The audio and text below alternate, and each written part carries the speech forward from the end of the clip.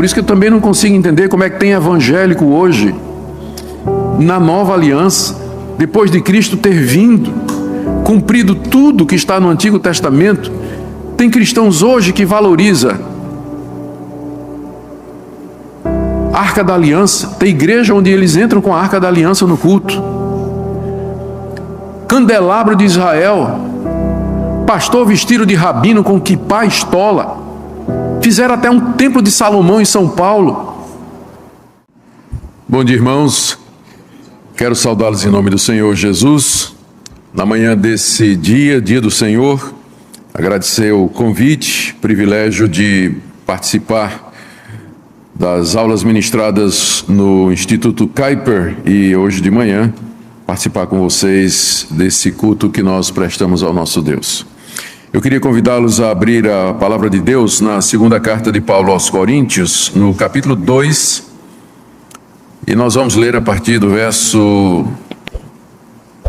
14, iremos até o capítulo 14. Deixe-me dizer algumas coisas antes de começarmos a leitura e explicação. Uma das razões pelas quais Paulo escreveu essa sua segunda carta aos Coríntios foi apresentar uma defesa dos ataques que estavam sendo feitos ao seu ministério. Durante a ausência de Paulo da cidade de Corinto, depois que ele havia plantado a igreja ali, penetraram na comunidade cristã alguns mestres oriundos de Jerusalém, provavelmente, trazendo cartas de recomendação das autoridades judaicas e se apresentando como verdadeiros ministros, apóstolos e pregadores da parte de Jesus Cristo.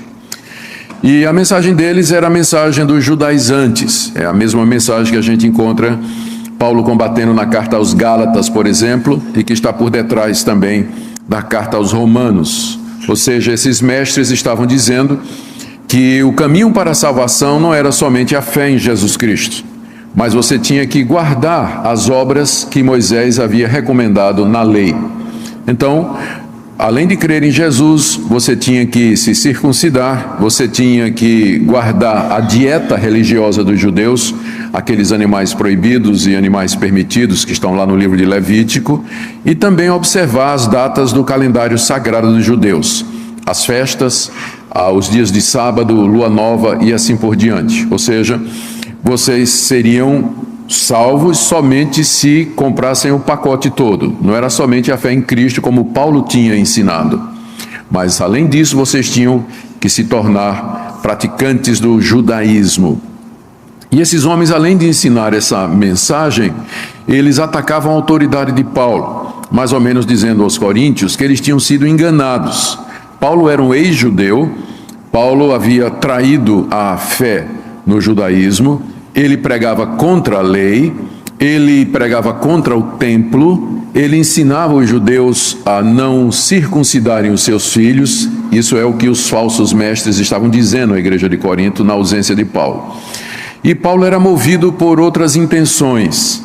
O alvo de Paulo não era a glória de Deus e nem a salvação dos seus ouvintes. O que Paulo queria era começar igrejas para ter um sustento financeiro. Em outras palavras, Paulo era um mercenário.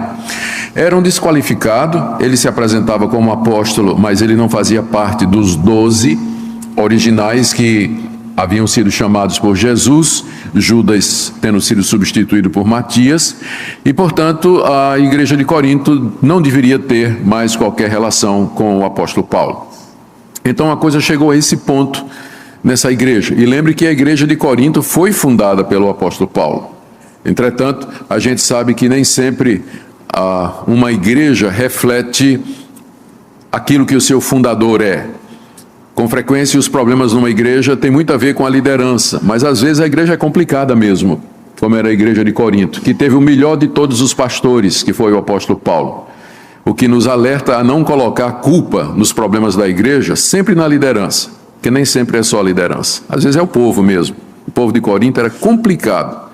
E é o povo que mais deu dor de cabeça ao apóstolo Paulo, depois da igreja ter sido fundada.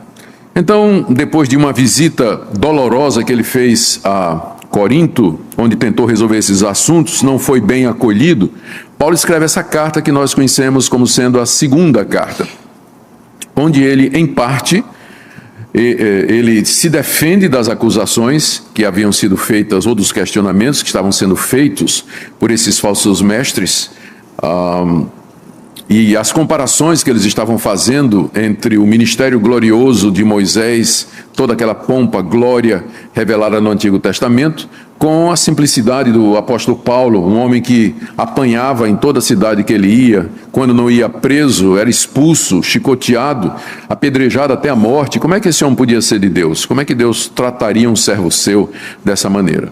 Então, Paulo responde essas coisas aqui na segunda carta que ele escreve.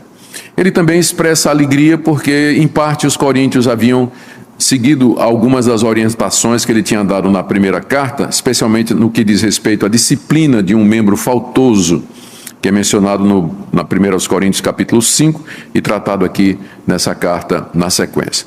Então, o que eu quero ver com vocês é a defesa que Paulo faz do seu ministério diante dessas acusações, diante desses questionamentos.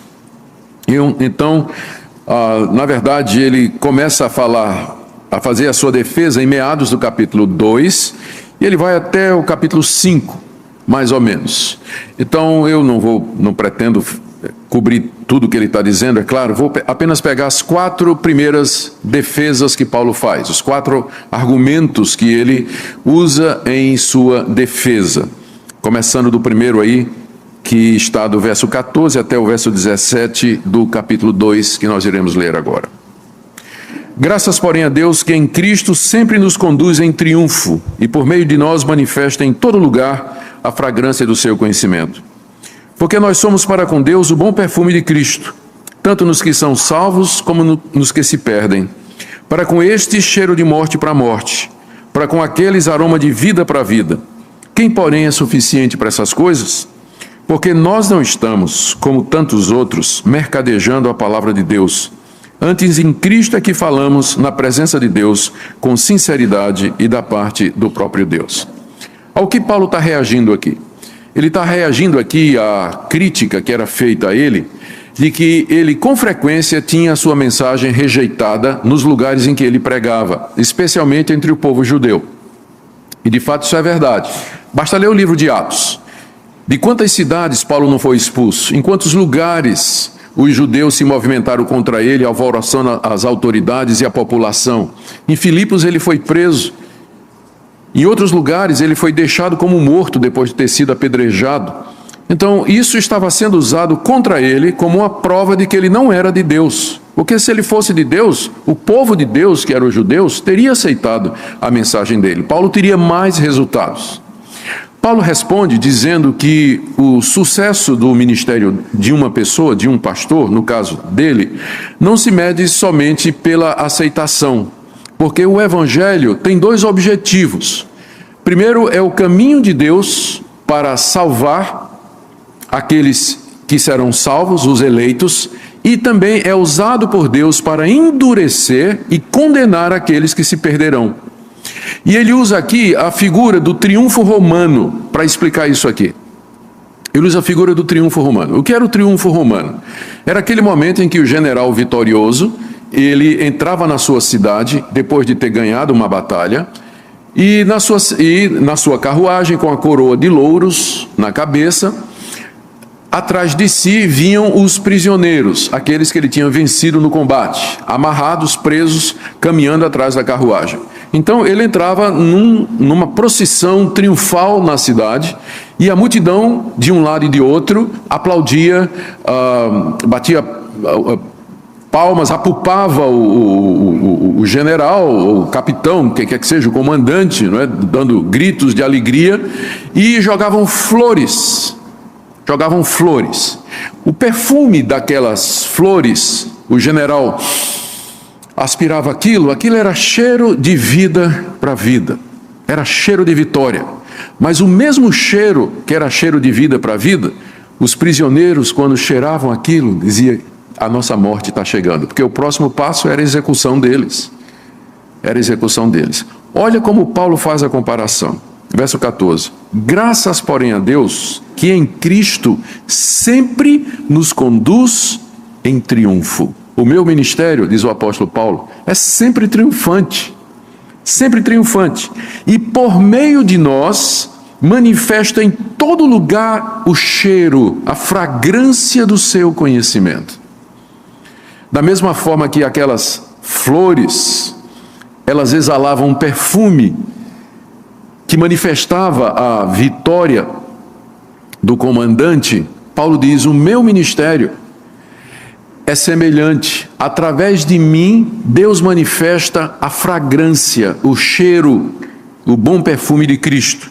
Verso 15: porque nós somos para com Deus o bom perfume de Cristo, tanto nos que são salvos, como nos que se perdem. Para com estes que se perdem, o evangelho é cheiro de morte para a morte. Mas para aqueles que são salvos, o evangelho é aroma de vida para a vida. O evangelho, portanto, diz o apóstolo Paulo, ele não serve apenas para salvar, mas ele é cheiro de morte também para os que se perdem. Portanto, se eu for fiel e pregar o evangelho, sempre serei bem-sucedido, tanto nos que se salvam, como nos que se perdem. Ou seja, o sucesso do ministério não se mede por resultados, mas pela fidelidade. E porque Paulo era um ministro fiel, ele estava consciente que a sua pregação produzia os efeitos que estavam na mão de Deus. Deus salvaria quem ele quisesse e Deus condenaria quem ele quisesse. O evangelho também serve para condenar, para que no dia do juízo a pessoa seja responsabilizada. Um dia você ouviu o evangelho, você passou a sua vida toda ouvindo o evangelho e você endureceu o seu coração, então você vai ser condenado por isso. Ou seja, o evangelho serve aos dois propósitos. Por isso, o ministro fiel, ele sempre é levado em triunfo. O ministério dele é como aquele triunfo romano. Aí Paulo pergunta no final do verso 16, mas quem é suficiente para isso? Você saber que a vida eterna de uns e a perdição eterna de outros está ligada à sua fidelidade no ministério. É uma responsabilidade muito grande. Paulo pergunta então, quem é suficiente para esse tipo de coisas? E no verso seguinte, ele apresenta então a sua defesa. Porque nós não estamos, como tantos outros, mercadejando a palavra de Deus. A acusação era essa, que Paulo era um mercenário e que ele estava ensinando o evangelho falso. Paulo diz, não, eu não estou mercadejando a palavra de Deus. O que é mercadejar a palavra de Deus? É você tornar a palavra de Deus atrativa e usá-la como um meio para obter um fim financeiro, que era o que aqueles falsos profetas estavam fazendo em Corinto. Paulo diz, eles é que estão mercadejando a palavra de Deus. Nós, final do verso 17, falamos na presença de Deus com sinceridade e da parte do próprio Deus. Paulo aqui está virando a acusação contra os seus detratores. Ele está dizendo que o fato dele não ter sempre sucesso na sua pregação, na verdade era uma prova de que ele não era um falso profeta, porque o falso profeta ele altera a mensagem para ganhar o maior número possível de discípulos e seguidores. O falso profeta fala o que o povo quer ouvir. Mas Paulo diz, eu não faço isso, eu prego o evangelho simples diante de Deus, e é por isso que há pessoas que não creem, há pessoas que não aceitam. E eu não mudo o evangelho para agradar essas pessoas. Se elas não creem, elas vão responder diante de Deus pela sua incredulidade e serão condenadas por isso. Essa é a primeira resposta de Paulo à acusação de que ele era um mercenário, falsificando a palavra de Deus, e que a sua mensagem era rejeitada pelo povo de Deus. Do capítulo 3, de 1 a 3, Paulo responde a outra insinuação dos falsos profetas. Começamos, porventura, outra vez a recomendar-nos a nós mesmos? Ou temos necessidade, como alguns, de carta de recomendação para vós outros ou de vós? Vós sois a nossa carta, escrita em nosso coração, conhecida e lida por todos os homens, estando já manifestos como carta de Cristo, produzida pelo nosso ministério, escrita não com tinta, mas pelo Espírito do Deus vivente, não em tábuas de pedra, mas em tábuas de carne, isto é, nos corações. Na época do apóstolo Paulo, e até nos dias de hoje também, no mundo daquela época, cartas de recomendação eram muito importantes. A comunicação não era fácil como é hoje, e muita gente viajava negócios, havia muitos que representavam seus patrões. Então, as cartas de recomendação eram uma garantia dada por uma autoridade ou por uma pessoa de que o seu portador era alguém de confiança e que deveria ser recebido por aquela outra pessoa, por aquela comunidade, para fazer negócios, dando autoridade para fazer negócios, até para celebrar casamentos, se a autoridade fosse uma autoridade civil. A carta de recomendação servia até para isso. O nome disso, entre os judeus, era o shaliach. O shaliach era um representante autorizado que levava uma carta de recomendação e ele podia executar tudo aquilo que o seu enviador havia dito ou autorizado na carta. Esses profetas falsos tinham chegado em Corinto trazendo cartas de Jerusalém, dizendo: nós somos autorizados pelas autoridades judaicas, nós temos pedigree, nós somos oficiais. Paulo é caixa 2. Paulo é um laranja, né? Cadê as cartas de recomendação de Paulo? Quem mandou Paulo? De onde vem a autoridade de Paulo? Olha a resposta de Paulo. Ele tinha dito antes que o ministério dele sempre é triunfante. Aí ele pergunta: será que eu estou agora me recomendando? Verso 1. Começamos, porventura, outra vez a recomendar a nós mesmos? O fato de eu ter dito que o meu ministério sempre é triunfante e que eu prego a palavra de Deus com verdade, isso quer dizer que eu estou me recomendando, me apresentando ou querendo me elevar diante de vocês? Ainda no verso 1. Ou temos necessidade, como alguns, está se referindo aos seus acusadores, não é? De carta de recomendação para vocês ou de vocês? Será que eu preciso de carta de recomendação, como esses que estão aí no meio de vocês estão fazendo, apresentando essas cartas de Jerusalém? Olha a resposta dele no verso 2. Vós sois a nossa carta. Vós sois a nossa carta, escrita no nosso coração, conhecida e lida por todos. Eu não preciso de carta de recomendação, diz o apóstolo Paulo, porque vocês são a prova viva de que meu ministério é de Deus. Quando eu cheguei em Corinto, vocês eram ladrões, maldizentes, idólatras, bêbados, sodomitas, efeminados, adúlteros, ladrões, maldizentes. E através da pregação do Evangelho, vocês foram lavados, vocês foram justificados, vocês foram santificados pelo Espírito Santo de Deus. E a igreja nasceu, vocês são a minha carta de recomendação.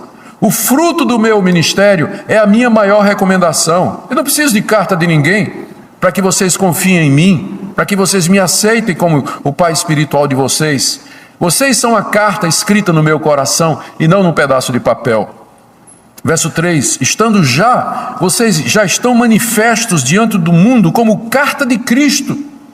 Ou seja, vocês são a carta de recomendação que Cristo me dá diante do mundo. E essa carta é produzida pelo nosso ministério. Estou lendo o verso 3. Escrita não com tinta, como a carta que esses homens estão aí apresentando a vocês, mas pelo Espírito do Deus vivente. Não em tábuas de pedra, e aqui é uma referência ao fato de que aquelas cartas de recomendação foram feitas pelas autoridades judaicas. Tábuas de pedra nos leva imediatamente para a tábua dos 10 mandamentos, que estava no centro da religião judaica, da qual esses homens se diziam representantes. E Paulo já começa a fazer a ligação aqui, né? A carta, vocês são a carta que Deus escreveu com o Espírito Santo através do ministério. Eles estão trazendo uma carta escrita em tinta, gravada em tábuas de pedra, que tem a ver com a lei de Moisés, com a antiga aliança. Não gravada em tábuas de pedra. Ele diz aqui, a nossa carta é gravada não em tábuas de pedra, como eles, mas em tábuas de carne, isto é, nos corações. Enquanto que eles pregam uma observância externa da lei de Moisés, circuncisão, guarda de calendário, não come isso, não come aquilo, o meu ministério gravou a lei no coração de vocês. Ou seja, ele produz conversões verdadeiras e não formalidade e externalidades. Essa é a segunda defesa de Paulo. O que ele está dizendo então, já na sequência, é que a recomendação ou a autorização de um ministro é o fruto do seu trabalho. Essa é a maior recomendação dele. Se ele é fiel na pregação da palavra, primeira defesa de Paulo, o Espírito do Deus vivente vai escrever no coração dos seus ouvintes o Evangelho de Cristo e a lei de Deus. E isso é a maior prova de recomendação que um ministro pode apresentar. Acontece que às vezes alguém quer se impor, quer alcançar pontos ou postos de liderança, mas o que é que ele tem para apresentar em termos de fruto? O que é que ele tem para apresentar em termos de ministério? Que carta de recomendação ele vai trazer?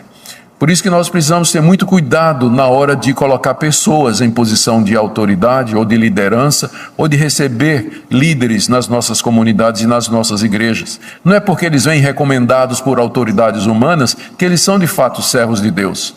Mas nós temos que ver a vida dele, nós temos que ver o fruto do seu ministério, que tipo de resultados a sua pregação, o seu pastorado, o seu cuidado pelas ovelhas produziu. Terceira defesa de Paulo está aí do verso 4 até o verso 6.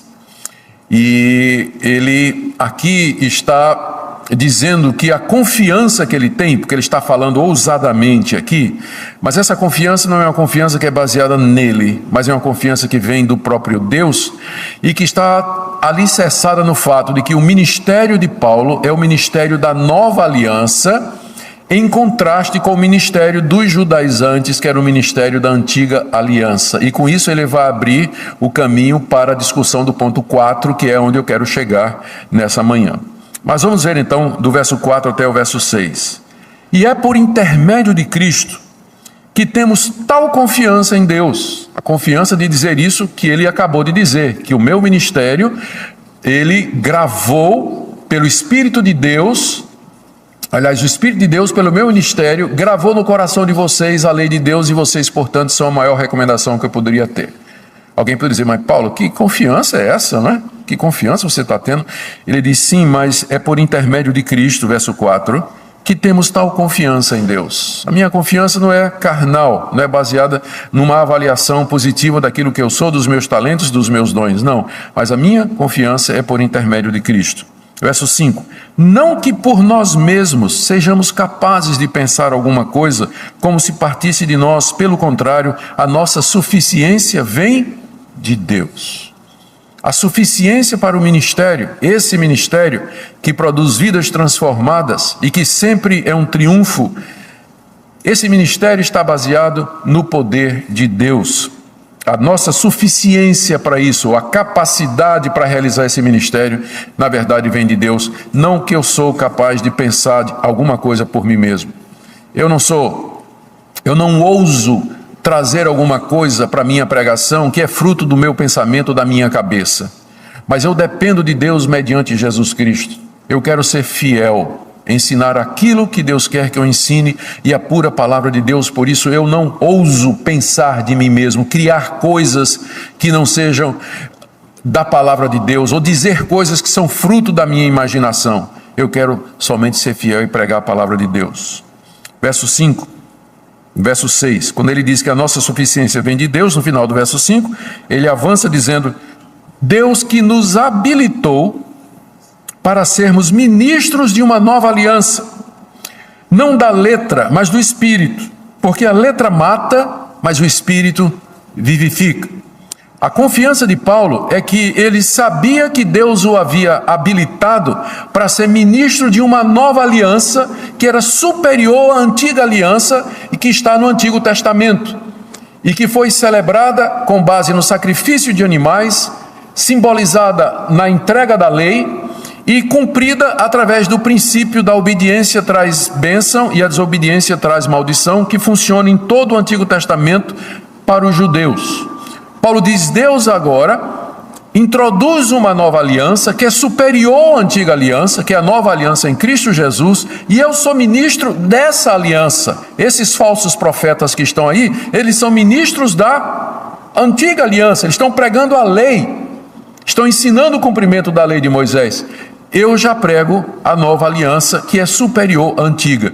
Por isso que eu tenho essa confiança, porque eu sei que Deus me levantou para ser ministro dessa nova aliança. E aqui ele faz um contraste entre as duas alianças nos seguintes termos. Primeiro, no verso 6, essa nova aliança não é da letra, mas do Espírito.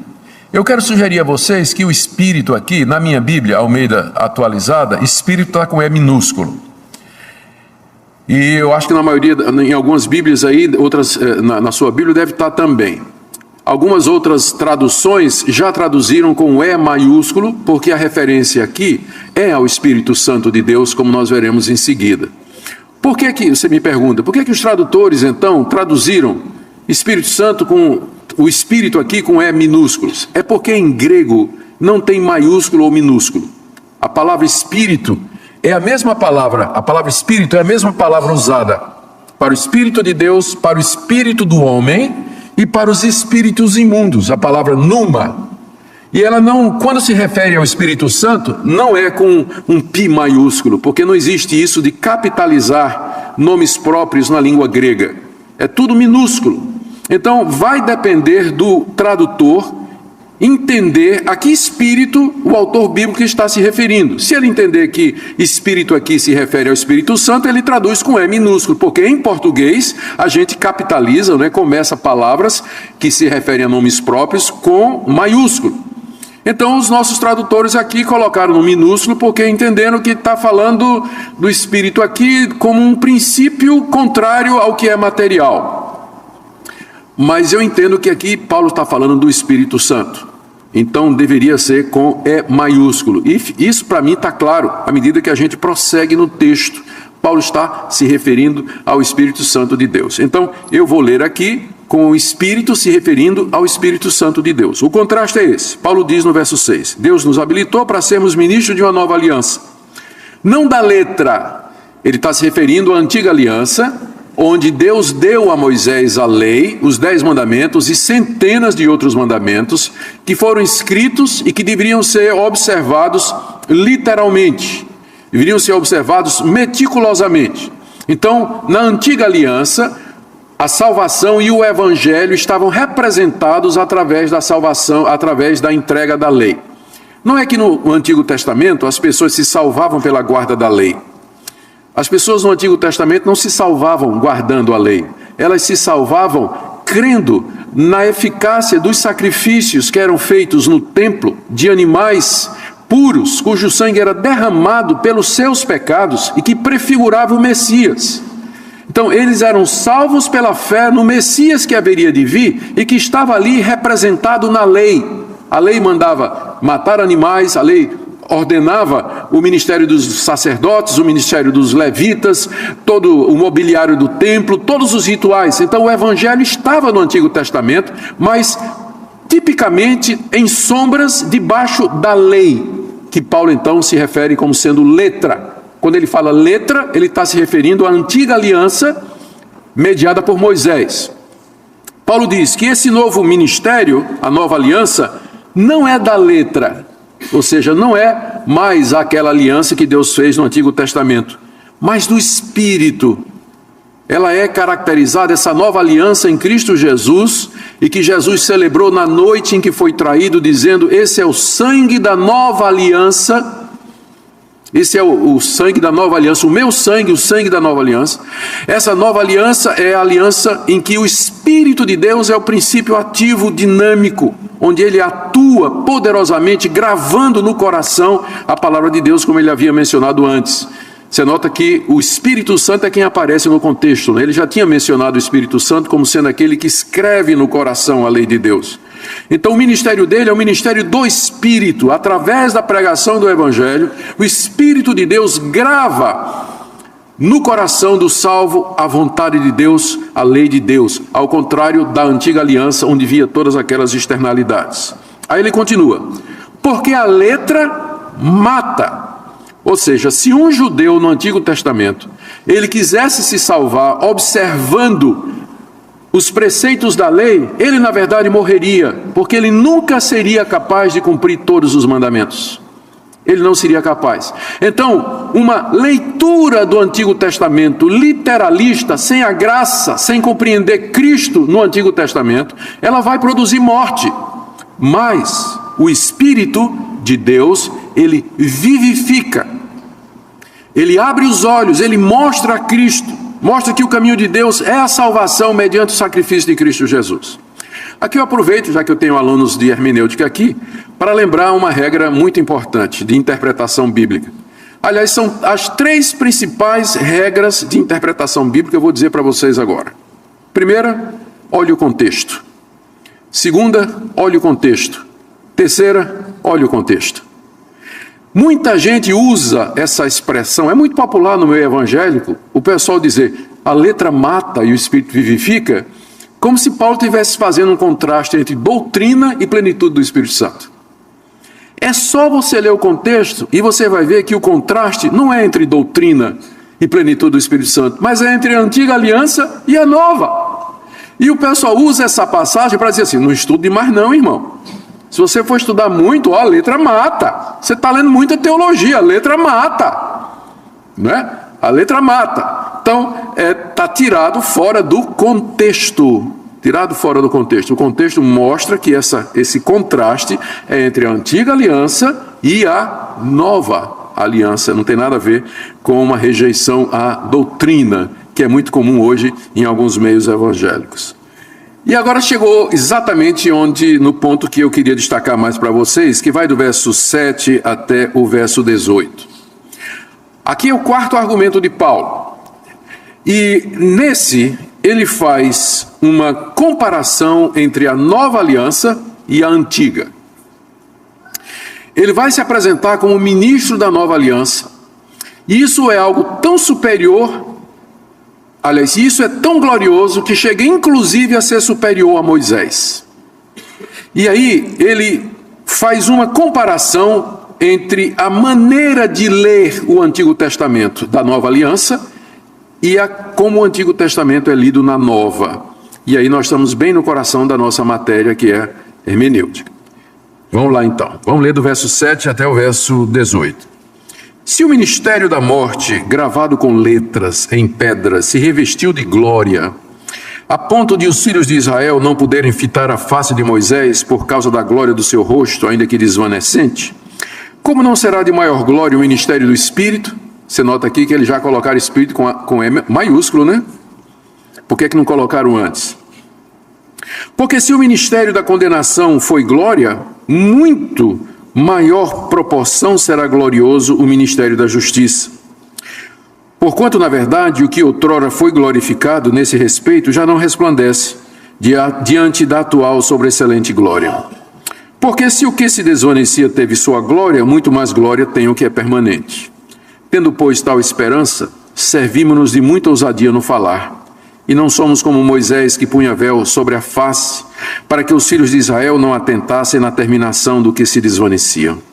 Mas os sentidos deles se embotaram, pois até o dia de hoje, quando fazem a leitura da antiga aliança, o mesmo véu permanece, não lhes sendo revelado que em Cristo é removido. Mas até hoje, quando é lido Moisés, o véu está posto sobre o coração deles. Quando, porém, algum deles se converte ao Senhor, o véu lhe é retirado. Ora, o Senhor é o Espírito, e onde está o Espírito do Senhor, aí há liberdade.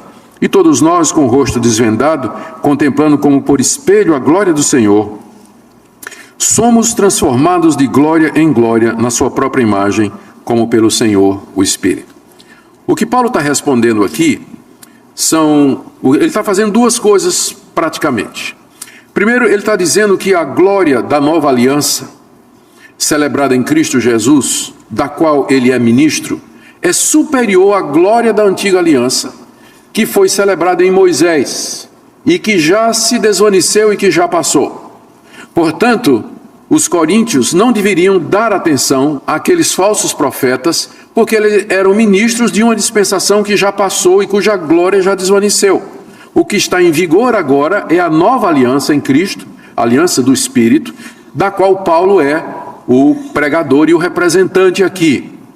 Segunda coisa que Paulo está falando aqui é dando também uma resposta para o fato de que os judeus aos quais Paulo pregava não aceitavam a pregação da nova aliança, que eu já mencionei na minha introdução. Onde Paulo chegava e pregava, os judeus rejeitavam. Uns poucos se convertiam, Paulo ia para os gentios, mas o povo de Deus mesmo, do Antigo Testamento, Israel, ele não quis a mensagem do Evangelho, especialmente pregada pelo apóstolo Paulo. Ele dá uma resposta aqui.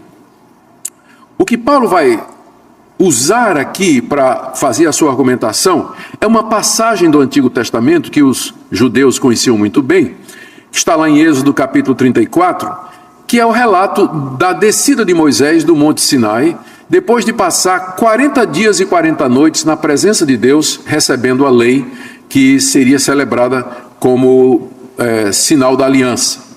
Lá o texto de Êxodo 34 diz que quando Moisés desceu do monte, o seu rosto brilhava. A glória de Deus se refletia no rosto de Moisés. E o brilho era tão intenso que Moisés colocou um véu, já que ninguém podia olhar para ele por causa do brilho. Moisés então coloca um véu para cobrir o seu rosto, para que ele pudesse então se comunicar com os filhos de Israel. Paulo toma essa passagem e dá uma interpretação que os judeus não esperavam. A interpretação de Paulo é que Moisés colocou o véu por um outro motivo.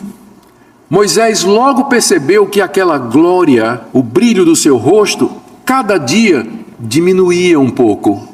A glória estava desvanecendo.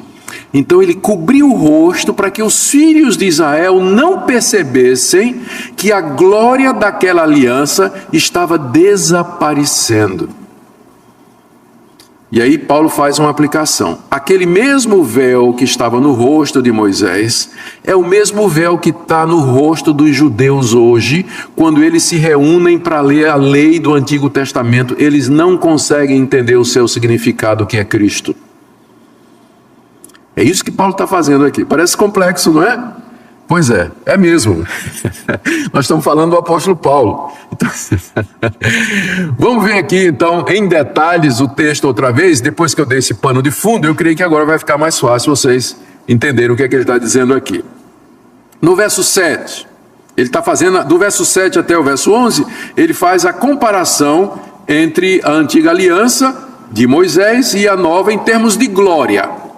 Verso 7, se o ministério da morte, porque a lei que foi dada no Antigo Testamento, ela exige a morte do transgressor. Então Paulo chama ministério da morte. Se o ministério da morte, gravada com letras em pedra, se referindo àquelas 2 tábuas da lei contendo os 10 mandamentos, se revestiu de glória a ponto de os filhos de Israel não poderem fitar a face de Moisés. O que é que ele está dizendo aqui? Ele está dizendo o seguinte, presta atenção. Se o ministério da lei trazida por Moisés teve uma glória tão grande que os israelitas não podiam nem olhar para a cara de Moisés, pergunta Paulo, no verso 7, no verso 8, como não será de maior glória o ministério do Espírito? Se o ministério da antiga aliança foi tão glorioso que era impossível olhar para a cara de Moisés, imagine a glória da nova aliança. Imagine a glória do ministério do Espírito Santo, que ministra diretamente aos nossos corações, que revela as coisas de Deus, que grava a lei de Deus no nosso coração. Ele continua a comparação no verso 9. Se o ministério da condenação foi glória, em muito maior proporção será glorioso o ministério da justiça. No Antigo Testamento a lei foi dada para condenar. Não faça isso, não faça isso, não faça isso, não faça isso, faça isso, faça isso, faça isso. Depois de ler os 10 mandamentos, o verdadeiro israelita ia dizer, estou perdido. Se para salvar eu tenho que guardar tudo isso, eu não consigo. Era o ministério da condenação. Entretanto, ele veio com glória. Aí Paulo pergunta, se o ministério da condenação veio com aquela glória brilhando no rosto de Moisés, muito maior é a glória do ministério da justiça, ou seja, o ministério do evangelho que justifica os homens e promove a aceitação deles diante de Deus. O evangelho justifica o pecador gratuitamente sem as obras da lei. Ora, é uma glória muito maior do que a glória da antiga aliança. E ele continua fazendo a comparação no verso 10. Porquanto, na verdade, o que outrora foi glorificado, o ministério da lei, nesse respeito, já não resplandece diante da atual sobreexcelente glória. O que Paulo está dizendo é que Cristo, quando veio, trouxe o Evangelho para nós. A glória do Evangelho suplanta e supera a glória da antiga aliança. Então, para o cristão, a antiga aliança não tem mais glória nenhuma, ela já passou. A glória agora está no rosto de Cristo, a glória de Deus na face de Jesus Cristo. É isso a glória que nós queremos e a glória que é superior à antiga aliança. Verso 11: porque se o que desvanecia teve a sua glória, a antiga aliança era desvanecente, ela era provisória, ela era típica, ela era sombra da realidade. Se aquilo se desvaneceu, a glória daquilo se desvaneceu, muito mais glória tem o que é permanente, ou seja, o ministério do Evangelho, a pregação da palavra de Deus, a justificação pela fé, ela é permanente, não vai ter uma terceira fase, ou um terceiro testamento. Já teve o antigo e tem o novo, o último é final, definitivo. Ora, se o que era temporário teve glória, imagine qual é a glória do permanente, do final, do definitivo. Com isso, Paulo está comparando o ministério dele com o ministério daqueles falsos profetas. Eles são profetas da antiga aliança, cuja glória é desvanecente, cuja glória passou. Eu sou, pela graça de Deus, Deus me habilitou a ser ministro da nova aliança, cuja glória é muito maior do que da antiga aliança. E aí ele entra no verso 12, fazendo aquela interpretação do véu. Tendo, pois, tal esperança, servimos-nos de muita ousadia no falar, porque Paulo está sendo ousado. Ele está se comparando com quem? Com Moisés, não é? Está se comparando com Moisés. Está dizendo que a glória é maior, não é? Ele diz: eu sei que eu estou sendo ousado, mas é porque eu tenho essa esperança, essa confiança. A palavra esperança no Novo Testamento, ela nunca expressa dúvida, mas é uma expectativa certa das coisas que vão acontecer. Então, tendo essa esperança, essa certeza, eu me sirvo de muita ousadia do falar. E aí agora, em vez de comparar as alianças, ele vai comparar ele e Moisés. Ele diz no verso 13: não somos como Moisés. Quando ele diz não somos, quer dizer, ele não é, né? Ele está usando o plural aí por estilo, embora ele esteja associado com Timóteo no início da carta. Quando ele escreveu a carta, Timóteo estava com ele. O nós aí pode se referir a ele e a Timóteo, então é simplesmente estilo. Mas ele está dizendo: eu não sou como Moisés. Qual era a diferença entre Paulo e Moisés aqui? Ele diz: Moisés punha véu sobre a face para que os filhos de Israel não atentassem na terminação do que desvanecia. Aqui ele explica a razão do véu. Não era assim para que os israelitas não ficassem cegos com o brilho, como quem olha para o sol diretamente, sem óculos. Não, mas era para ocultar o desaparecimento gradual daquela glória. Cada dia o rosto de Moisés brilhava menos um pouquinho. Moisés pôs o véu para que os filhos de Israel não percebessem que aquela glória estava desvanecendo. E Paulo diz: eu não sou como Moisés, eu não estou usando véu na cara. A minha mensagem é permanente, a minha mensagem, ela é a consumação de tudo aquilo que Moisés falou, é a terminação do plano de Deus. Aí ele faz uma aplicação para explicar por que os judeus não entendiam a sua mensagem. Verso 14: os sentidos deles, os sentidos dos judeus, ou seja, a sua capacidade de perceber, de entender, se embotaram. Todo mundo sabe o que é embotar, especialmente as donas de casa, né, ou os donos de casa que gostam de cozinhar, quando pega uma faca embotada, é uma faca que perdeu o gume, né? Ela não corta, aí você tem que afiar outra vez. Os sentidos dos judeus perderam o gume, o fio.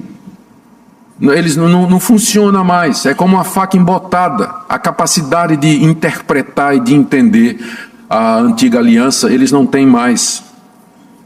Paulo explica no verso 14: pois até o dia de hoje, desde o tempo de Moisés até hoje, quando fazem a leitura da antiga aliança, Paulo está se referindo ao fato que todos os sábados os judeus iam para as sinagogas, abriam a antiga aliança e o rabino lia uma parte da lei, dos salmos e dos profetas.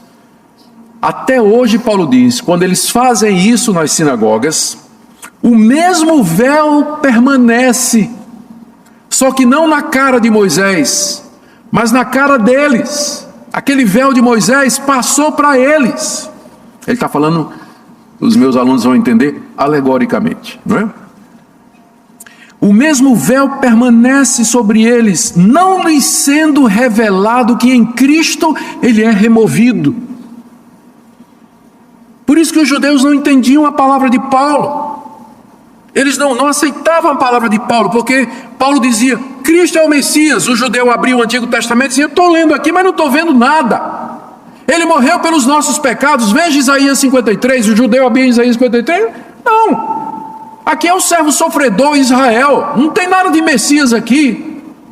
Não, mas Cristo, ele é o Cordeiro de Deus que tira o pecado do mundo. Aí o judeu abria lá na parte do Antigo Testamento que fala dos sacrifícios e diz, mas não estou vendo isso aqui.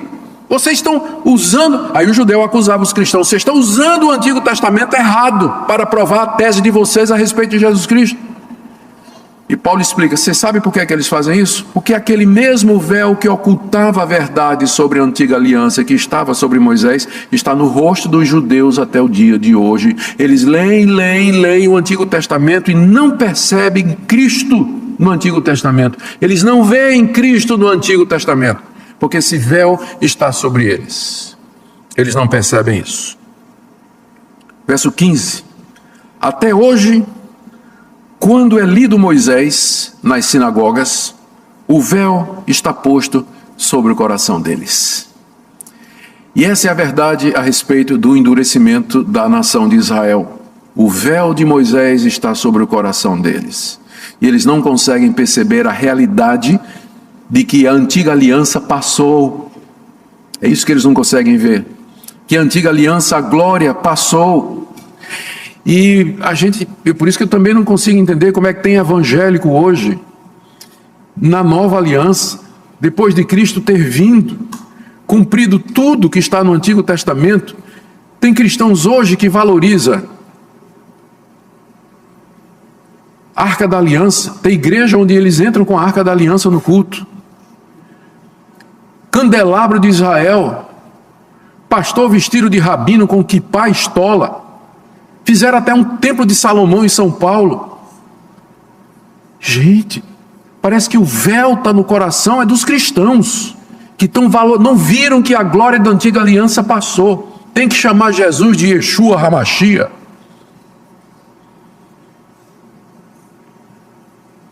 Guardar as festas judaicas. Tem igrejas que são judaizantes. Paulo se reviraria no túmulo se ele visse o que está acontecendo hoje nessas igrejas.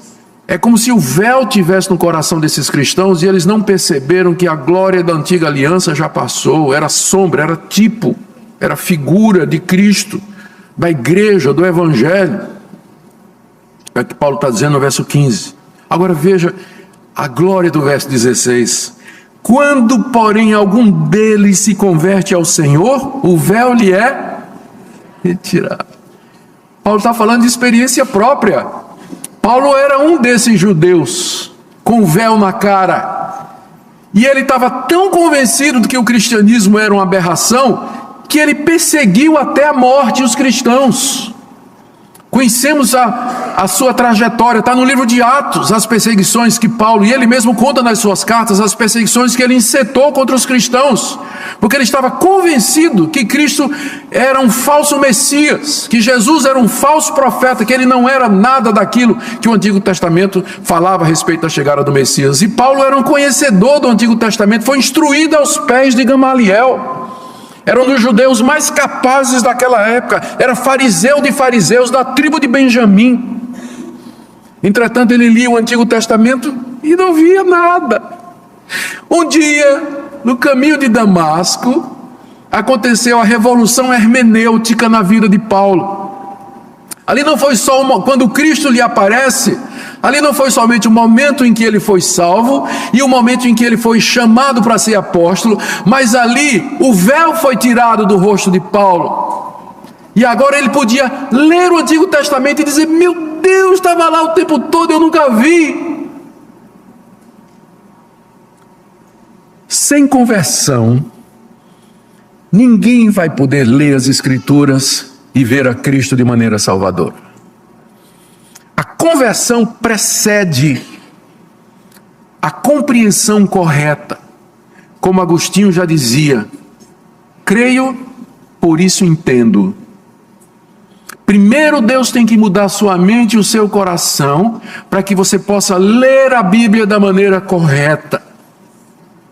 Você pode argumentar o tanto que você quiser com uma pessoa, mas se Deus não tirar o véu do coração dela, ela não vai entender bulhufas do que você está dizendo. Não vai entender assim, ela não vai aceitar bulhufas do que você está dizendo. Nada. Ela vai olhar e não vai ver nada. Mas quando Deus converte o coração de um pecador, os seus olhos se abrem e ele agora pode olhar para o Antigo Testamento e dizer: agora eu estou vendo, é claro, como é que eu nunca percebi antes? A glória de Deus no Antigo Testamento, a glória de Cristo. Verso 16, quando algum deles se converte ao Senhor, o véu lhe é retirado. E Paulo explica no verso 17. Ora, o Senhor é o Espírito, o Senhor Jesus e o Espírito são o mesmo Deus e agem no mesmo propósito. E onde está o Espírito do Senhor, aí há liberdade. Para os meus alunos de hermenêutica, eu vou dar a vocês as 3 regras principais de interpretação. Primeira, não ouvi. Segunda, terceira, você deve ter ouvido dezenas de vezes o pessoal pegar essa passagem, onde está o Espírito do Senhor, aí tem liberdade, para justificar plantar bananeira no culto, dar salto mortal triplo carpado, cair no chão, trenzinho de Jesus, né, no culto. Porque onde está o Espírito do Senhor, aí há liberdade. É disso que esse texto está falando? Não! A liberdade aqui é a capacidade, é você estar livre do véu para poder ler o Antigo Testamento e ver Jesus. Não tem nada sobre culto aqui. É só ler o contexto. É isso, ler o contexto. Tem muita gente que acha, né? O culto espiritual é onde o cabra dá pirueta, né? Faz tudo, né? Sai pulando, dançando. Eu tive já algumas igrejas onde eu vi isso acontecer. Eles dizem que é o Espírito Santo. Onde está o Espírito Santo, a gente quebra todas as reservas, né? Os medos e tudo, mas a gente se expressa, faz tudo isso. Mas essa passagem não está falando disso. E a gente não pode dar ao texto um significado que não seja aquele que o autor pretendeu. E o que é que Paulo pretendeu quando ele escreveu isso aqui? Exatamente isso, a liberdade que ele se refere é a liberdade desse véu para você poder olhar e ver Cristo na antiga aliança, que os judeus não podiam ver. E aí ele conclui no verso 18, e todos nós, agora, ao contrário de Moisés, com o rosto desvendado, isso aqui ele está falando dos cristãos, né? Contemplando como por espelho a glória do Senhor. Ele podia ter dito contemplando a glória do Senhor, mas ele colocou por espelho porque ele sabe que enquanto aqui nesse mundo, essa contemplação é parcial.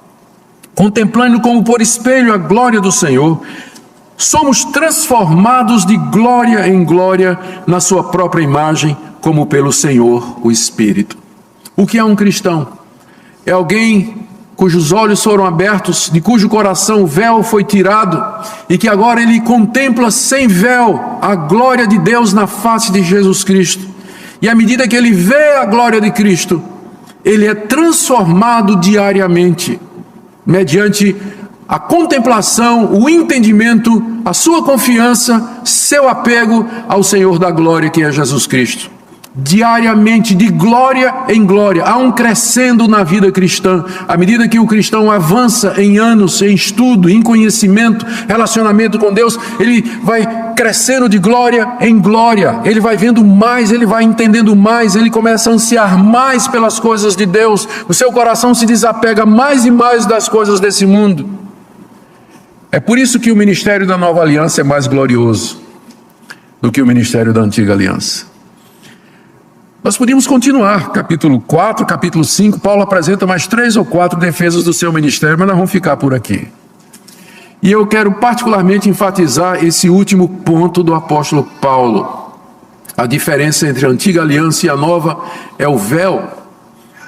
Aqueles que estão na Nova Aliança, celebrada no sangue de Cristo, garantida pelo seu sacrifício na cruz, eles têm o coração convertido e os olhos abertos, eles podem entender a Deus e as coisas de Deus, ou para usar outra linguagem de Paulo, nós temos a mente de Cristo. Nós podemos ler a Escritura e compreendê-la. Eu termino com algumas aplicações aqui para nós. A primeira delas, eu creio que parte do texto aqui que nós podemos tirar com segurança, é que nós precisamos estudar as Escrituras. Estou falando para líderes aqui, eu sei que há líderes aqui. E nós devemos conhecer as Escrituras, estudar as Escrituras, nos preparar o máximo possível para ministrar a palavra como Paulo diz que deveria ser ministrada, não como mercenários, não como alguém que mercadeja ou adultera a palavra de Deus, mas como fiéis mordomos dessa palavra que nos foi entregue. Para que nós sejamos fiéis, nós precisamos estar seguros daquilo que é a vontade de Deus revelada nas Escrituras Sagradas. Estudo é importante. Vocês já aprenderam que aquela frase, a letra mata, mas o Espírito vivifica, não pode ser usada nesse contexto, não é? É um pretexto. Mas há uma segunda aplicação aqui. Só o estudo não é suficiente. Nós precisamos estar em comunhão com o Senhor, o Espírito, e pedir que Ele abra os nossos olhos, pedir que Ele nos ajude a ver a glória de Cristo em toda a Escritura, de Gênesis a Apocalipse, porque Cristo é o centro das Escrituras. Ele é aquele de quem as cronologias fazem referência, os profetas anunciaram, que as instituições apontavam, que personagens da antiga aliança tipificavam. Ele é aquele anunciado nos evangelhos, pregado no livro de Atos, discipulado, instituído nas cartas e glória futura anunciada no Apocalipse. Ele é o conteúdo, a forma e a substância de todas as Escrituras. Peça que o Espírito de Deus lhe ajude a ver isso, para que nós preguemos e ensinemos sermões não moralistas, mas cristocêntricos. Tem muito sermão pregado por pastor presbiteriano que podia ser pregado por um muçulmano, podia ser pregado por um judeu, porque não fala de Cristo, não traz nenhuma referência a Cristo, nenhuma aplicação a Cristo. E vocês viram aqui como essa é a principal diferença entre a nova aliança e a antiga, é a capacidade de discernir a presença de Cristo em toda a Escritura. Que Deus nos dê graça e misericórdia para que nós sejamos, irmãos, ministros fiéis, terminando com a pergunta de Paulo: quem é suficiente para essas coisas? Amém.